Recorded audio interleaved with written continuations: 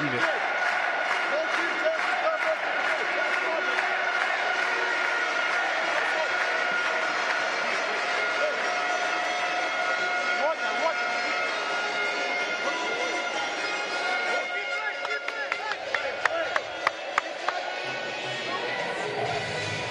Se prefigurează a 5-a înfrângere a liderului, CSM Oradea, care va rămâne însă pe prima poziție.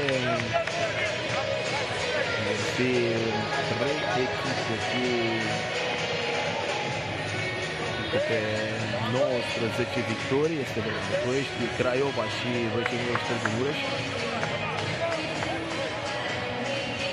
Nu uitați, mâine basketul din Liga Națională revine. Partidă din etapa 26-a, CSM București, Umovitel Cocluj pe Digi Sport 3 de la ora 16:30 de minute. Puteți urmări în canalele noastre Digi Sport 1, Digi Sport 2 și respectiv Digi Sport 3 pe site-ul nostru www.digisport.ro, dar și pe telefoanele mobile la adresa m.digisport.ro. Dacă aveți o cartelă Digi Mobil, avem și concursul Fotbalistul Lunii. Intrați pe site și votați-vă 5 favoriți.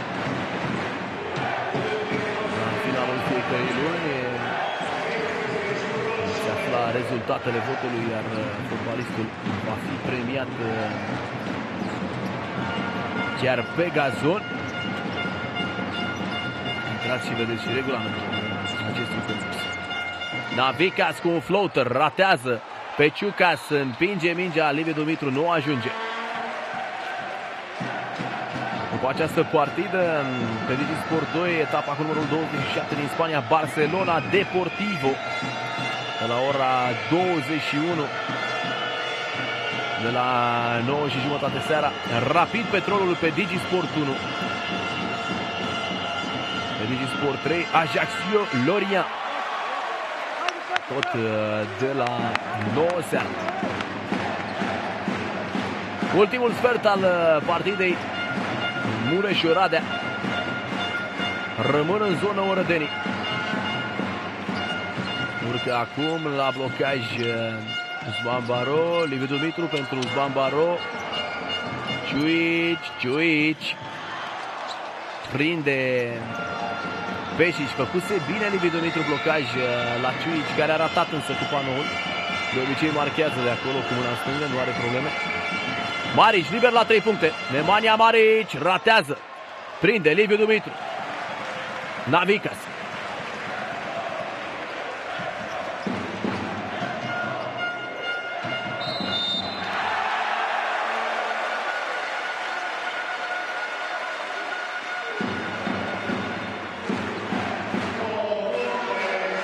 Uzban Baro, Paul Coș la Loții Lazar.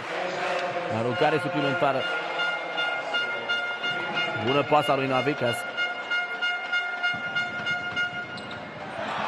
In and out.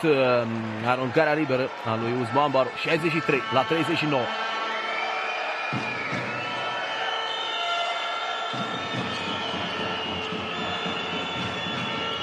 Nu știu dacă au mai intrat vreodată orădenii în această ediție de campionat, în sezonul regulat, cu doar 39 de puncte înaintea sfertului al 4-lea.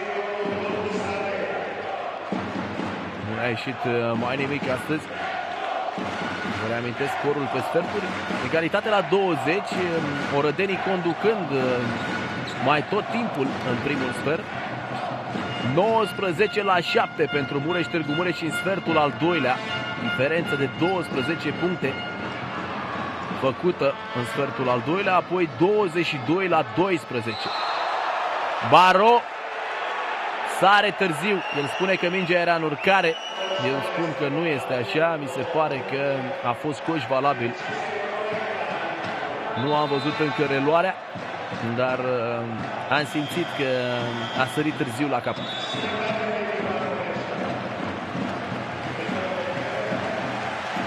Navicas iese de pe teren. Ciuici va juca poziția 1. A intrat Cirici, numărul 8. Cirici coboară în colțul terenului. Branco Ciuici pentru Peciucas. Baro vine la blocaj. Liviu Dumitru face fentă, pătrunde și bagă mingea în coș cu depășirea inelului, deși n-a prins panoul. Cred că și-a dorit să prindă panoul, nu să arunce direct la inel, dar a marcat Liviu Dumitru. Acum coboară bine Loții Lazar din blocaj și lasă mingea în panou elegant, protejându-și aruncarea.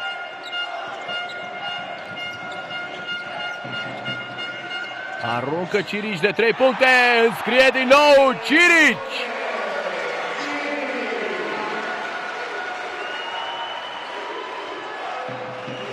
Toți cei care au intrat pe teren pentru Târgu Mureș au jucat foarte bine, chiar dacă au jucat în primul 5 sau dacă au fost backup, nu contează. Navicas 21 de puncte, câte 13 puncte Cirici și Peciucas 8 puncte, Liviu Dumitru. Candici 3 puncte, Ciuici 8 puncte, dar 6 recuperări și 4 pase decisive. Cel mai bun la capitolul recuperări este Ciuici din tabăra mureșenilor. Stefanovici intră la Oradea. Orădenii ușor supărați, ați văzut acum cei care își susțin echipa. Veniți aici la sala din Târgu Mureș. Liviu Dumitru pentru Uzman Baro, care întoarce la Peciucas. Peciucas, Uzman Baro trebuie să arunce, se înalță, ratează peste Lazar, prinde însă Liviu Dumitru. Cirici se oprește, Ciuici. Lucu Savei blochează Baro. Ciuici rămâne liber la 3 puncte și marchează și Branco Ciuici.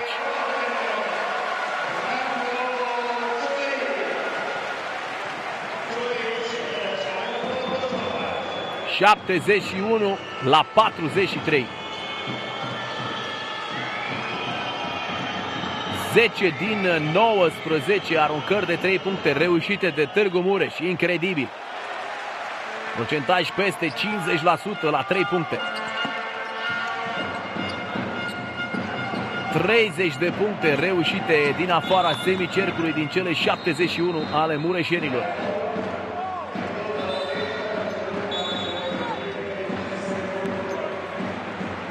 Este timeout. Suntem la jumătatea ultimului sfert.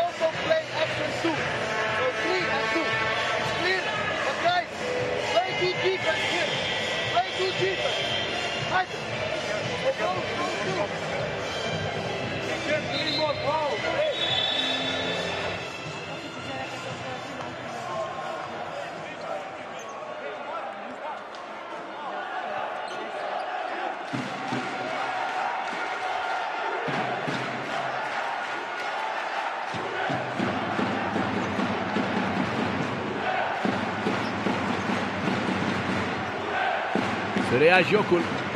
Cirici pentru Ciuici. Urcă Uzman Baro la blocaj. Primește, nu. Abatere de picior Loții Lazar. 14 secunde. Nu atac pentru Târgu Mureș.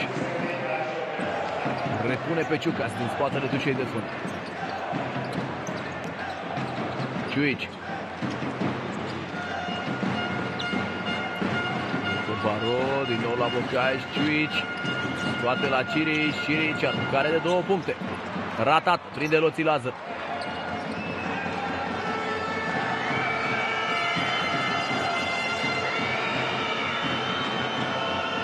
Maric, Stefanovic, Lupu Savei, Franklin. Blochează Loții Lazar, Franklin liber la 3 puncte, aruncă și înscrie Franklin.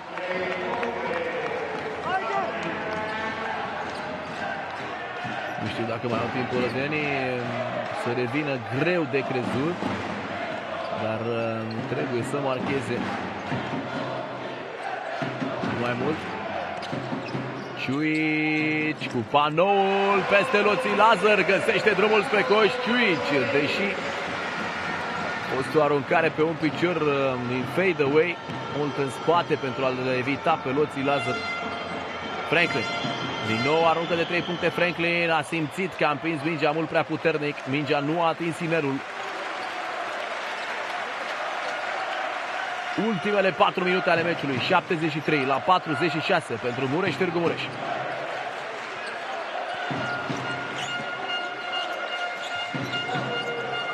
Ciuici la Peciucas, aruncă Peciucas de 3 puncte, ratează, urmărește Cirici și voleibolează.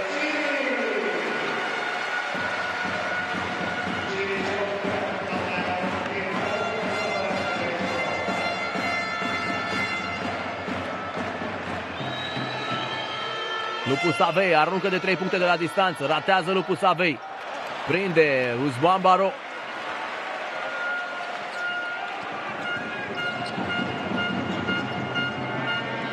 Peciucas anunță Horns.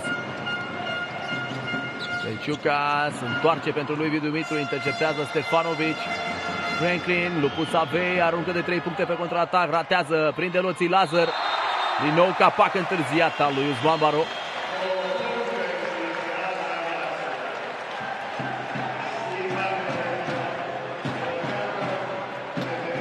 Coș valabil al lui Loții Lazar.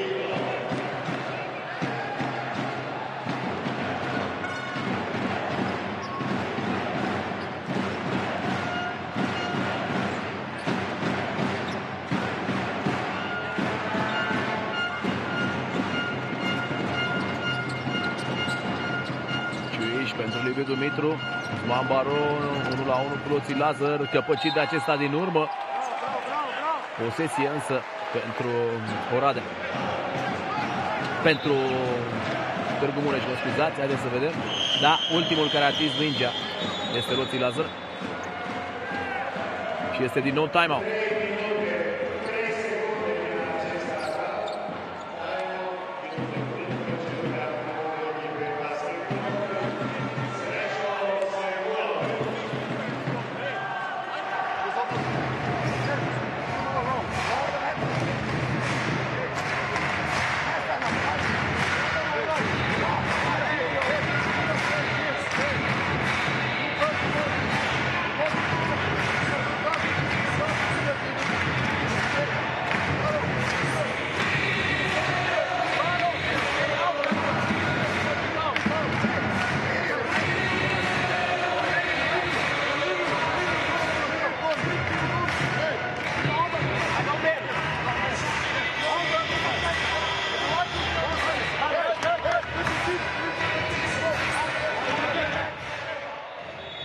Navicas, care este pe bancă în aceste momente, conducătorul de joc al celor de la Târgu Mureș, 21 de puncte, 4 recuperări, 3 pase decisive, cel mai bun om al meciului.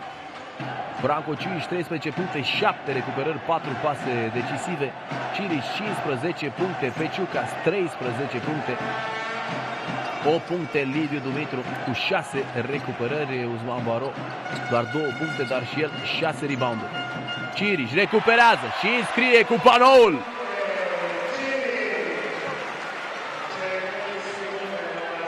Două minute și jumătate din chinul orădenilor.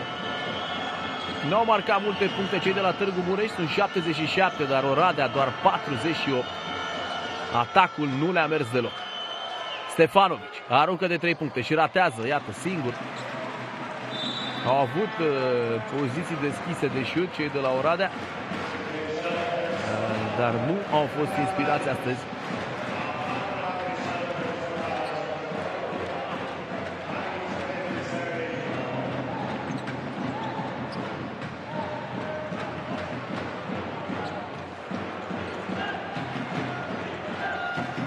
Baro. Faultul lui Marici la Peciucas.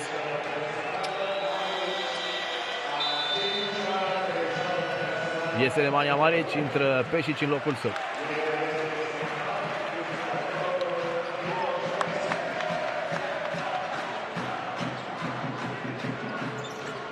Ciuici, Baro blochează, Branko Ciuici. Pentru Baro acum. Liviu Dumitru, cârlig de dreapta, marchează Liviu Dumitru. 10 puncte pentru el și 6 recuperări.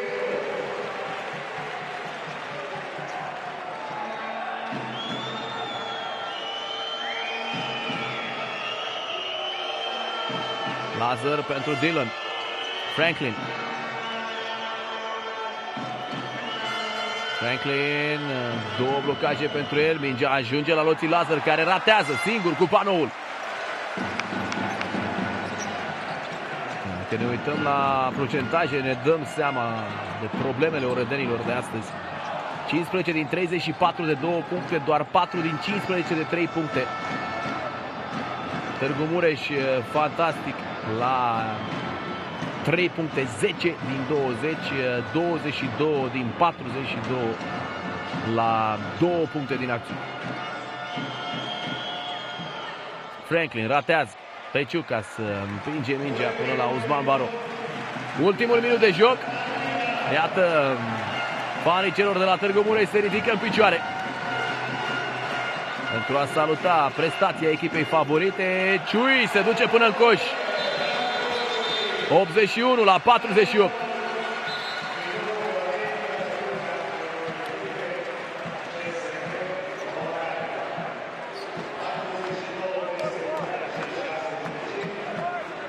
Timeout cerut de Cristian Achim.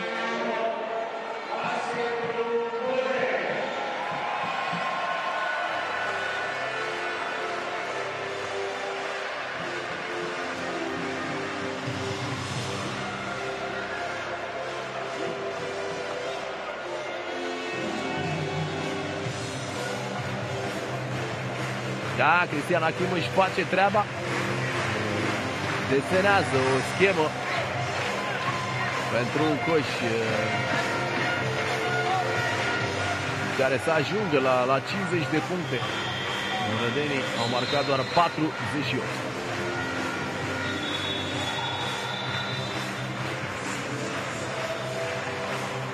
Vă reamintesc, mâine ora 16 și 30 de minute, CSM București versus Mobitel Cluj în direct pe DigiSport 3. Pe DigiSport 2 în continuare, de la ora 9, Barcelona Deportivo pe DigiSport 1.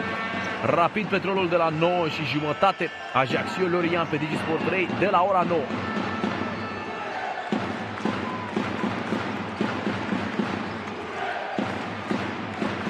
Navicas, aproape de Franklin. Pešić, Stefanović pentru Franklin, care aruncă, ratează, prinde Lazar. Faultul lui Ciuici.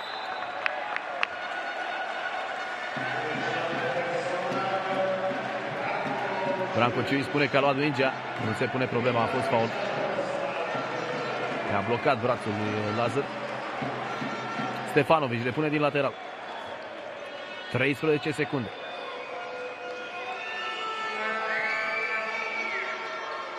Navicas faultează.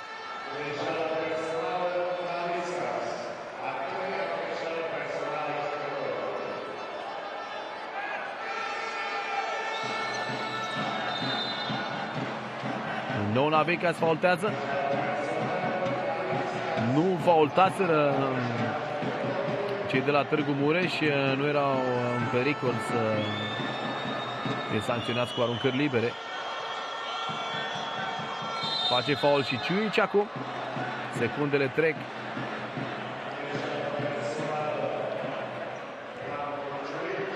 Da? La următorul fault vor fi 2 aruncări libere.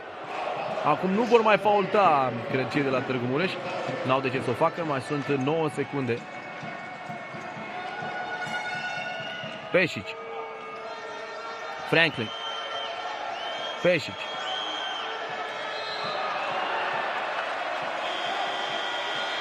Cade Franklin în afara terenului, nu-mi dau seama ce s-a întâmplat, nu l-am avut în cadru, s-a împiedicat sau pur și simplu nu știu.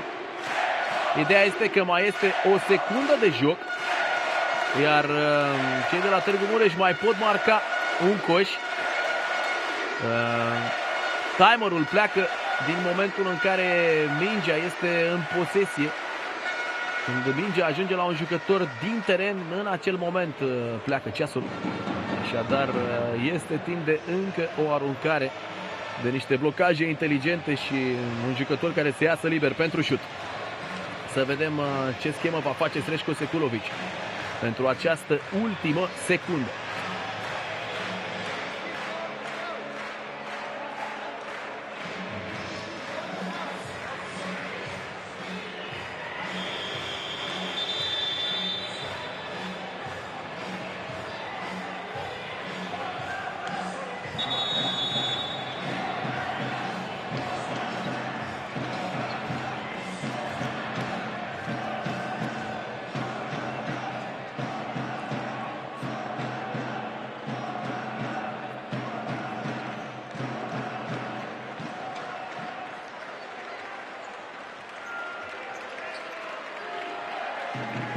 Repune Liviu Dumitru. Să vedem unde va merge mingea. La Ciuici, care este faultat însă de Dylan.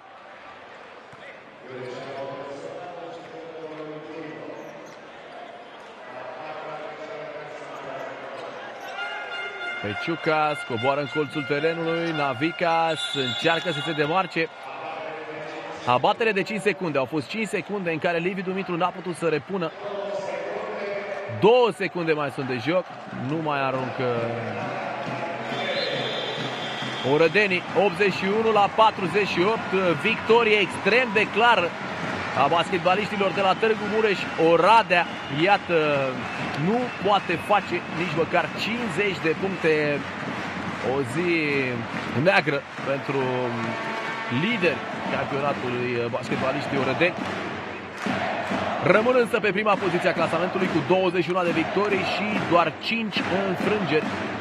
Eu sunt Radu Abramescu, vă mulțumesc că ați rămas alături de basket pe DigiSport. Rămâneți în continuare pentru că aveți ce vedea pe canalele noastre. La revedere!